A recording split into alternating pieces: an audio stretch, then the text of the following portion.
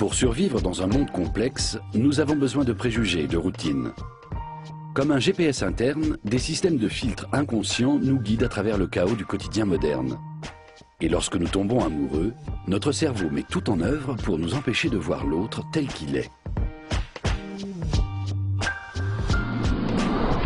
D'un point de vue purement scientifique, être amoureux, c'est avant tout être stressé. Dans ce cas de figure, notre amygdale s'active. Or, cet organe responsable du sentiment de peur se déclenche traditionnellement lorsqu'un danger nous menace. L'amygdale nous place en état d'alerte, d'où l'agitation ressentie quand nous sommes amoureux. Dans le même temps, l'état de panique nous rend aussi un peu aveugles, ce qui explique pourquoi nous ne voyons pas vraiment les défauts de notre partenaire. Parallèlement, les centres du circuit de la récompense réagissent eux aussi. L'endorphine, un opiacé naturel sécrété par l'hypothalamus, nous rend complètement euphoriques. Tout comme la sérotonine, produite par le tronc cérébral et grâce à laquelle notre humeur est au beau fixe. Ce cocktail agit comme une drogue. Pendant cette phase de la relation, nous sommes comme en état de manque lorsque l'être aimé est absent. L'amour rend accro et indulgent, même quand l'homme de notre vie ne nous tend pas de petits pains. Car pendant que notre cortex cérébral et donc notre conscience barbotent dans les drogues du bonheur, l'hypothalamus ordonne la production de cortisol, l'hormone du stress, qui rétrécit notre champ de vision lorsque nous sommes menacés ou amoureux.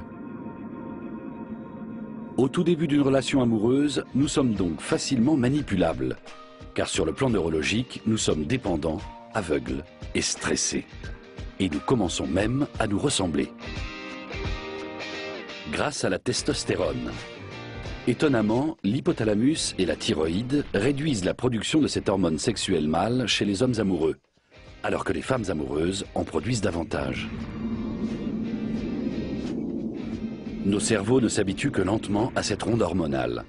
La drogue fait donc effet plusieurs semaines, voire des mois. On est comme scotchés l'un à l'autre. Pendant cette phase, nous assurerions très certainement notre descendance, si les cerveaux humains n'avaient pas inventé la contraception.